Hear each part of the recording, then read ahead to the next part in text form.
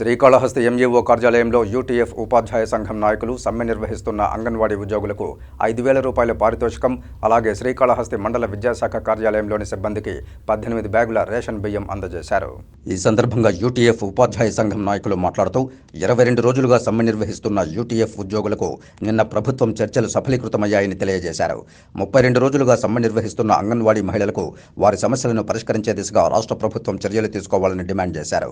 సమ్మె నిర్వహిస్తున్న అంగన్వాడీ సిబ్బందికి వారి రవాణా ఖర్చుల నిమిత్తం శ్రీకాళహస్తి యూటీఎఫ్ ఉపాధ్యాయ సంఘం తరపున 5,000 రూపాయల పారితోషికం అందజేశామని, శ్రీకాళహస్తి మండల విద్యాశాఖ కార్యాలయం పనిచేసే సిబ్బందికి 18 బ్యాగుల నాణ్యమైన బియ్యాన్ని అందజేశామని తెలియజేశారు. సేవా కార్యక్రమాలు చేయడానికి యూటీఎఫ్ ఉపాధ్యాయ సంఘం రాష్ట్రంలో ముందంజలో ఉంటుందని, తమ వంతు సహాయంగా ఇప్పటికే రాష్ట్రంలో అనేక సేవా కార్యక్రమాలు నిర్వహించామని తెలియజేశారు. ఎంఈఓ బాలయ్య మాట్లాడుతూ, నేడు యూటీఎఫ్ ఉపాధ్యాయ సంఘం నాయకులు శ్రీకాళహస్తి మండల విద్యాశాఖ కార్యాలయంలోని సిబ్బందికి 18 బ్యాగుల రేషన్ బియ్యం అందజేయడం సంతోషించదగ్గ విషయమని తెలియజేశారు. బియ్యం అందజేసిన యూటీఎఫ్ ఉపాధ్యాయ సంఘం నాయకులకు ధన్యవాదాలు తెలియజేశారు. ఎస్ఎస్ఏ కార్యకర్తలు సమ్మె చేస్తున్నారు.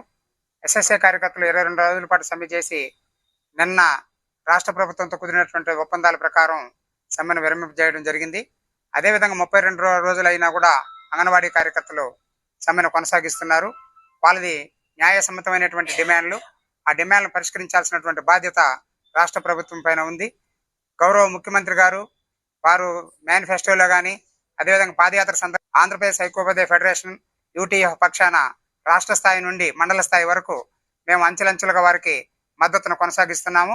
ఆ మద్దతుల కొనసాగింపులో భాగంగా ఈరోజు ఈ రాష్ట్రంలో ఉండేటువంటి ప్రతి అంగన్వాడీ ధర్నా కేంద్రానికి మేమందరం కూడా మద్దతుగా పాల్గొని వారికి సంఘీభావం తెలిపి, అదేవిధంగా ఉపాధ్యాయుల యొక్క సహాయ సహకారాలతో వారికి పెద్ద మొత్తంలో ఆర్థిక సహకారాన్ని కూడా అందిస్తున్నాము.